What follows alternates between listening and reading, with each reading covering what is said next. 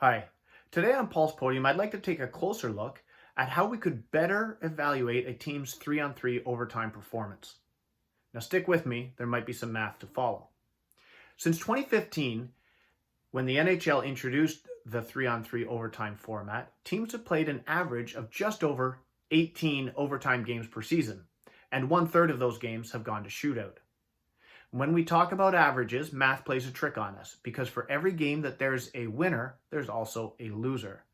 So in an 18 overtime game set, teams could expect to win 6 overtime games, lose 6 overtime games, and of the 6 that go to shootout, they could expect to win and lose 3 each. This would account for 9 extra points on average each season by each team. But there's a problem with this.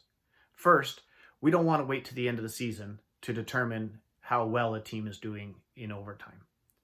Secondly, not all seasons are 82 games long. Last season was interrupted by COVID, as will probably the next season, and there's always work stoppages that come into play as well, so the numbers get all messed up. Also, some teams play more than 18 overtime games, some less. Take, for example, a team that plays 24 overtime games and earns 11 extra points. They certainly earned more than the 9 that was expected, but they fell below the 50% opportunity level. So we need a better way. If we use the 50% opportunity level, we're taking into account the performance in shootouts. And while tying an overtime game is better than losing an overtime game, it's not as good as winning.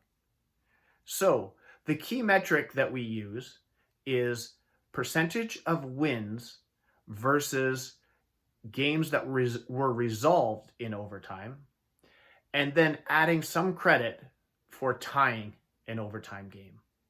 Take a look at our NHL overtime power rankings and let us know what you think.